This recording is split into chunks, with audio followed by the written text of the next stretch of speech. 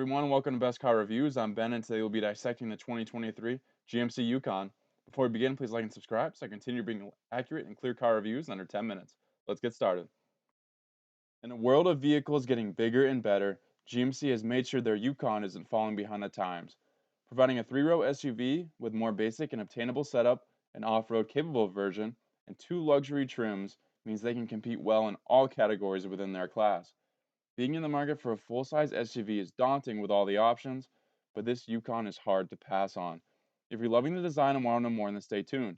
Take a look at the different trims and details that matter most to you to determine which will be the best bang for your buck. Photos and information in today's video come direct from GMC or from Car and Driver. Let's dive in. 2023 Yukon will come in 5 different trims: the SLE, SLT, AT4, Denali, and Denali Ultimate. The base level SLE will come at you just under 60K, 59,295, working your way all the way up to the super luxurious Denali Ultimate, starting at closer to $100,000 at 96,945. Between those 5 options, hopefully there is a trim that you like at a price point that you can afford. I think even those base trims are great options, especially even if you want to start the SLE and option a couple things in. Hopefully, that's a route that you can go. Engine options for the Yukon in 2023 have a 5.3-liter V8, gives you 355 horsepower and 383 pound-feet of torque.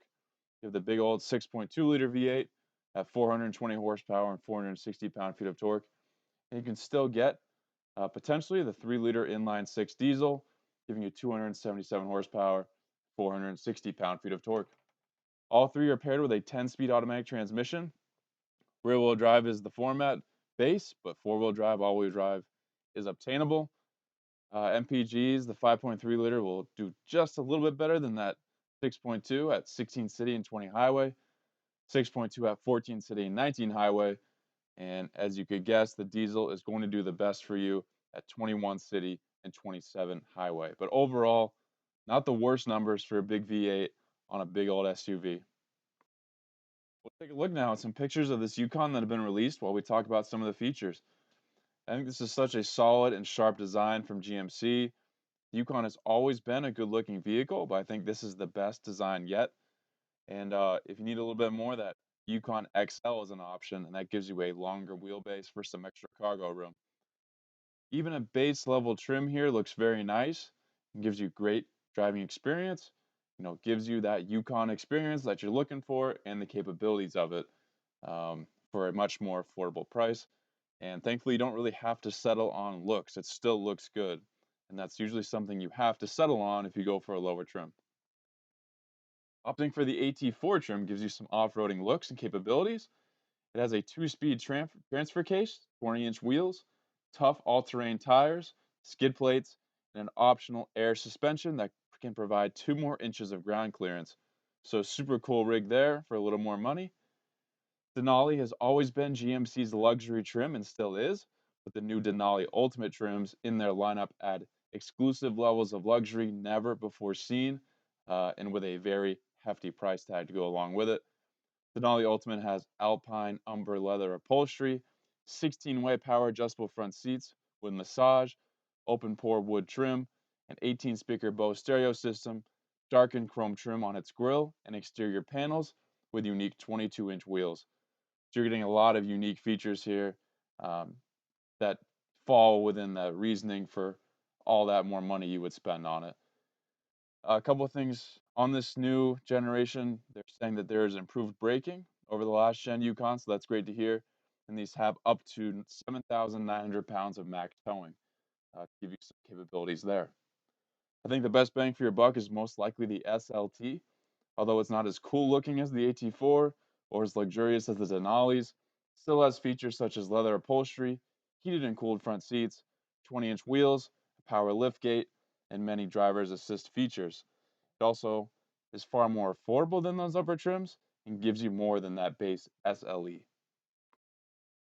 We'll take a look now at some pictures of the interior, and I'm sure this is a big reason or a big factor in which trim you will go with and which model you would go with among the full-size SUVs.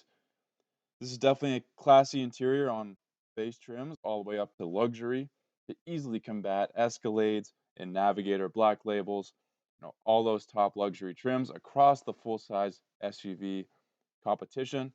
This can go up against it.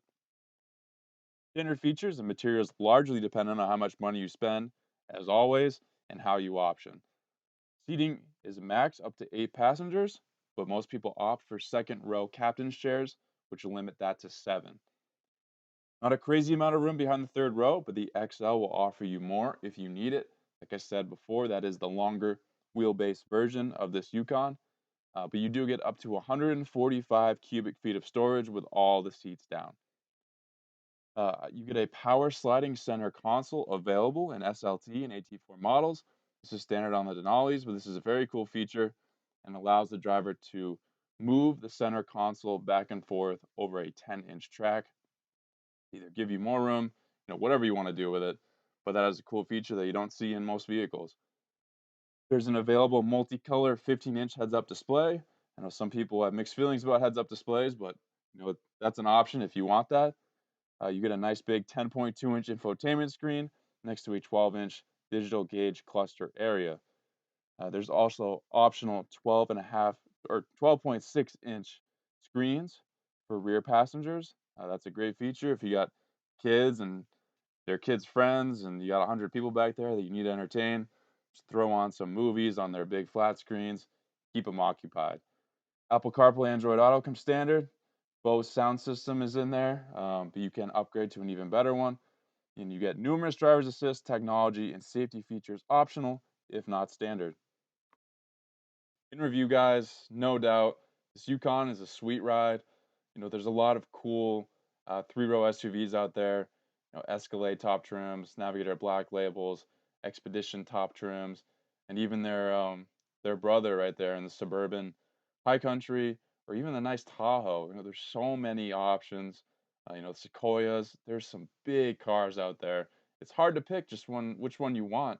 But the great thing about the GM lineup here with the Chevy Suburban, Tahoe, you can include that, or this Yukon, is that you can get a base level or even the next level up for actually a good amount cheaper than some of these other ones are offering, um, such as a Navigator, whose entry level trim is $80,000. Those are far more like each one is luxury. This one's actually obtainable for a regular family, to actually afford. This is a big vehicle. It's a big purchase. So if you want one that you can actually kind of afford easier, then the list narrows down, and this is certainly one of those options. And you don't have to settle. You're not getting less of a vehicle. It's just not as luxury focused, but still a very nice vehicle, even if you go with the base trim. And it doesn't matter really because you want this for the 3 rows, and you're gonna get that. Who cares if it doesn't look as nice if all you need is that? And when I say as nice, I mean maybe the wheels aren't quite as nice, but still, super nice car. Like I keep saying, you can't go wrong here. I love this from GMC. Hopefully this video laid things out in a clear way for you guys. Thank you for watching this Best Car Review. Please subscribe if not already, and I'll catch you on the next Best Car Review.